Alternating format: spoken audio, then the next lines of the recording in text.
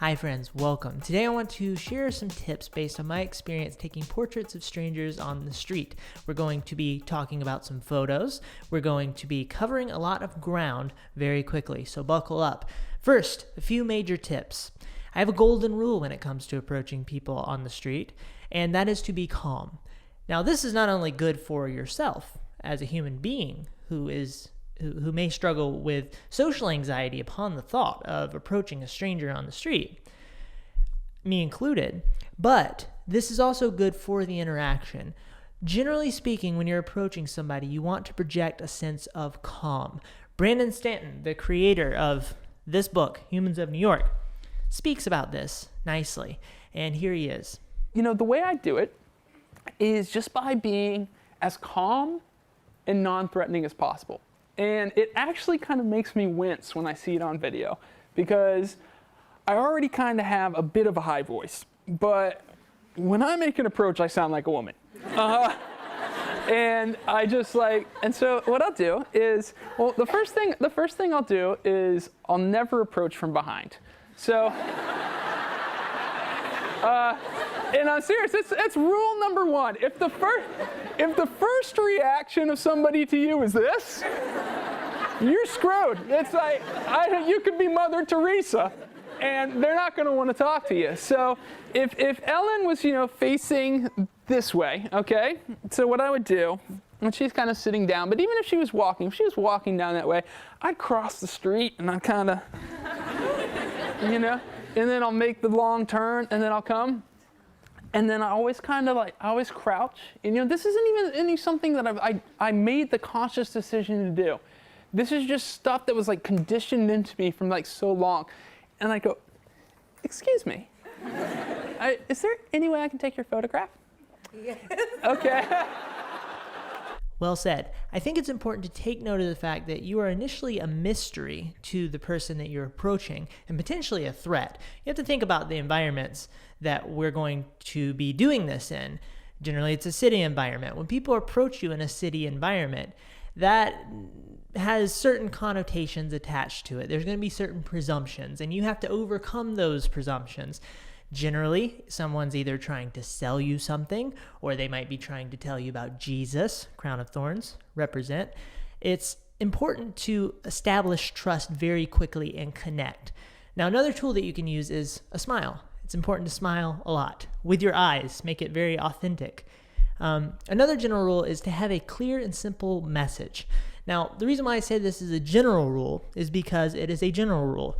There are other ways of going about this. For example, my friend Michael, his approach is to not really give much information to begin with. I went on a photo walk with him in Houston. I have two Michael friends, so that might have been confusing for a second. Michael Duke in Houston. When he walks up to people to take a photo, he doesn't really say too much at all a lot of times. A lot of times he'll take the photo and then he'll say something. So here's a good example of that playing out. For startup service on Saturday, November 14th. I like the cigarette there. People don't smoke anymore, It's so much better for photography. So you can see that he took the photo first, and then when the guy was wondering what was going on, he said, I like the cigarette. This is one approach. I tend to want to give as much information as quickly as possible to the person to establish that connection. My friend Will, he would hold out his card and explain what he did.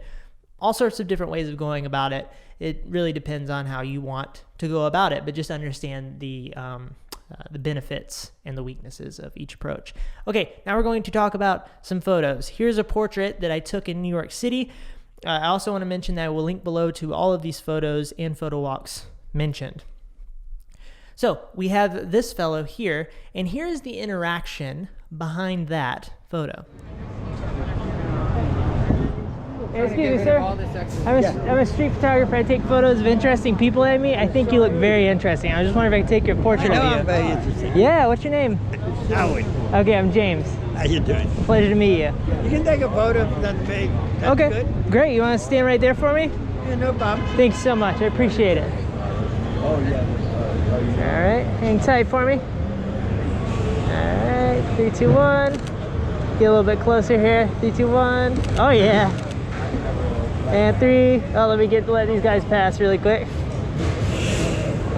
You like taking All right, photos? 3, 2, 1. I do. I love it. Especially taking photos of people like you. I have a lot of cameras and I take a lot of photos. I have like a... So here we had a fairly standard interaction, and I wanted to start with it for that reason. Another thing to take note of is that there was mutual interest between me and this fellow. And that's something that, when it comes, is a really good thing. And I would encourage you to lean into that mutual interest. Take time to talk to the person before you take the photo. You don't have to speed through things if that mutual connection is there. And good things can come out of that mutual connection. For example, let's say you walk up to somebody and they have a tattoo, and the tattoo is on their forearm, right? Nice tattoo. You let them know, you talk about it for a little bit, maybe even take a photo. That's fine. But then, because of that interaction, they go, oh yeah, I also have this one. They pull up their sleeve and it's like a 4-dimensional floating tattoo, right? You got there because you allowed the connection to play out. You allowed things to flow, serendipity to occur. Now, another thing to remember when going into these approaches is to have your settings correct. And this is particularly important if it's your first photo of the day. I've had times where I'll pull up the camera and it's, at 102 ISO, 102,000 ISO, and the focus mode's all wrong. Bad things. If it happens, just own it, play it up. But, it's a good thing to be avoided. Okay, next we have this photo, and here's the interaction for this photo, which involved a group. Can I take some photos of you guys? Can I take some photos of you guys? Okay, sweet. How's it going? It's going pretty good. Good. We got is this like a skate party? Kind of. We just felt like going down this weekend, so we did. All right. Yeah. Fantastic. All right. What was that? Oh, can you take a picture of us? Yeah. Ooh, actually. Just do your thing. Well, all together, yeah. I was gonna get some shots of you guys skating too, though. All right. This is beautiful. It's like a trap album cover or something. All right, hang tight. All right, 3, 2, 1. All right, hang tight. All right, 3, 2, 1. I'm gonna do one more.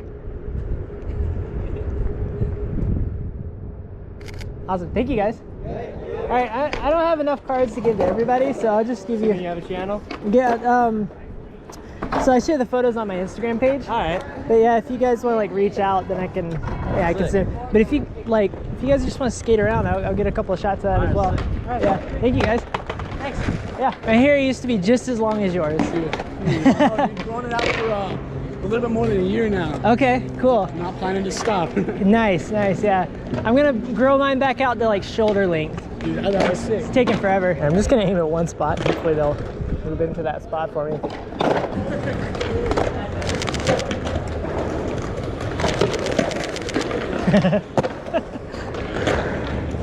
This is freaking awesome. So generally with groups, it's a good idea to make a declaration to the entire group, which is what I did here. But when you're doing that, it's a nice little trick to get close to one person as to be fully heard, and then make a quick connection with that person. Maybe that means as you're making the declaration, you look them in the eye. You're like, hey, I'm singling you out. And then you can scan your eyes across the crowd to address everyone else. That way you're addressing both the individual and the group at the same time. If you make a declaration, the reason why something that's very good about this approach is that the person all the way on the other side of the group has the best chance at hearing what you said. If they didn't hear what you said, let's say you just spoke to one person and you started taking photos and walking around, that person's not necessarily going to explain to everybody what's going on. And they're going to be like, well, who is this guy and why is he taking photos of us? So make a bold, loud declaration and calmly, whatever balance you can find there. And that will be very helpful. And then another thing is in this interaction, if you notice, they went directly into a group portrait They all stood together as if I'm taking a group portrait. That was not what I initially suggested, or that was not what I intended to suggest. I was hoping they would just keep skating around and I would take photos of them. What I did here, though, was good. I went with the flow. I didn't say, oh, hold on, I actually meant, blah. I went with the flow, did what they wanted. And because of that, we ended up with a group portrait that I actually thought turned out pretty nicely. They have a group portrait because I'll share these photos with the individuals after the fact. And after that, I just reinstated what I said initially, which is that I'm going to hover, just do your thing. And so I got both. Ended up with a better result in the end. And I got multiple keepers. That's very good. Okay, here's the final interaction. Can I take a picture of it? Yeah. Oh, You gotta get a picture of me and my whole crew, bro. Me and my whole crew. All right.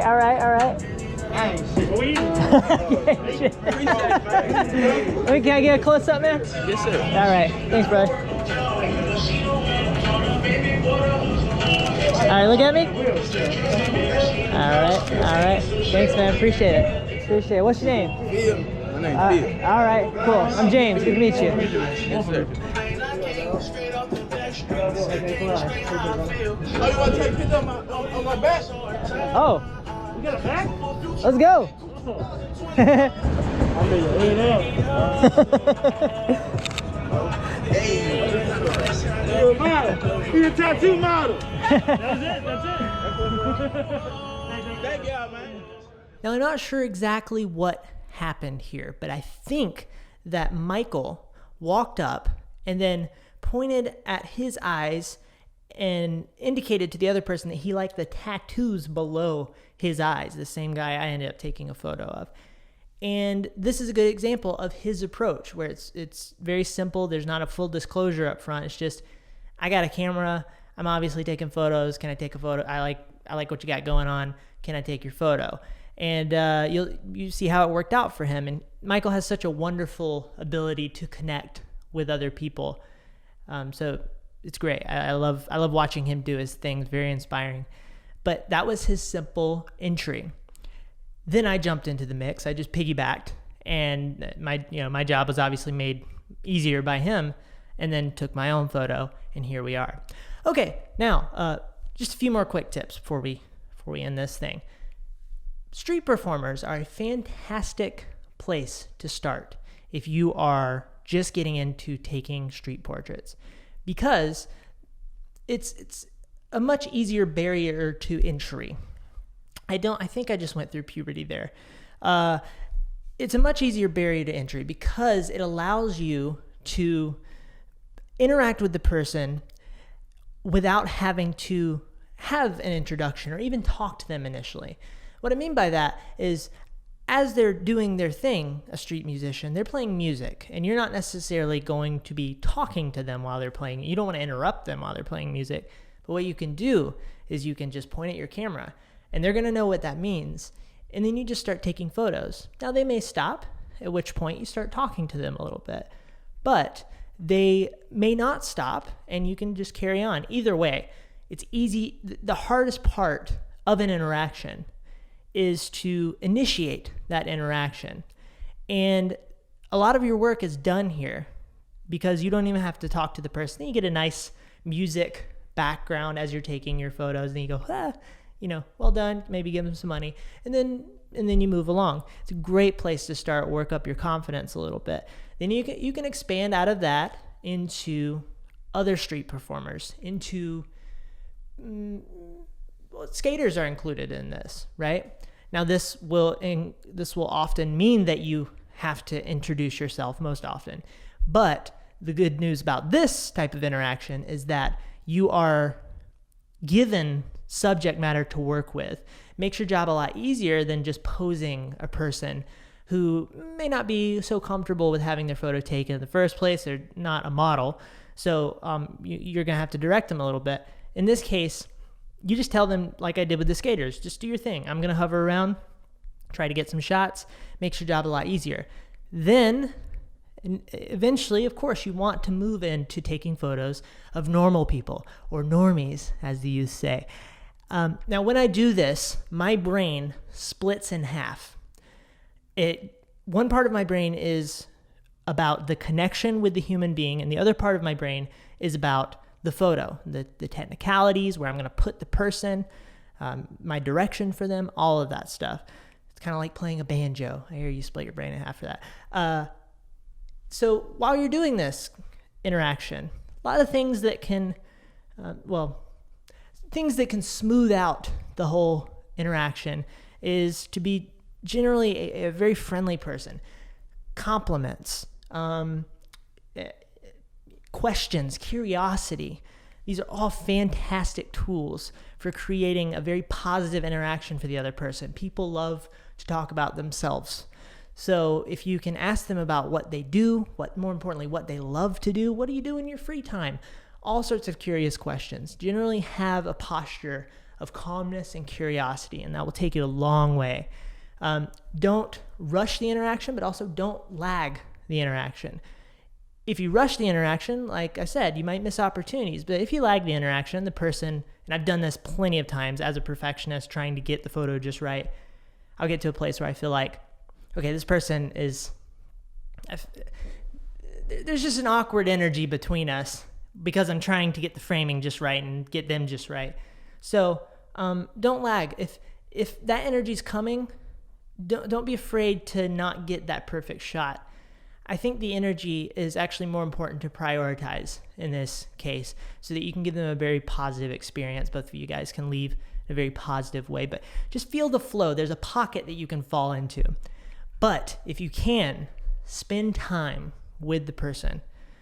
There's so many good things that come out of this. There's trust, and with trust you have access. You have more access to the individual, and it just creates a good feeling. Photojournalists do this in a much deeper way. They'll spend weeks, months, years with an individual, and out of that comes these incredible photos that they may not have been able to get without that connection. And on the street, we're just doing a small version of that. Okay, that's it. I would love to hear your thoughts. If you guys have any tips for how you approach strangers, I love a good discussion. If you enjoyed what I did here today and you like what I'm up to, please feel free to like and subscribe.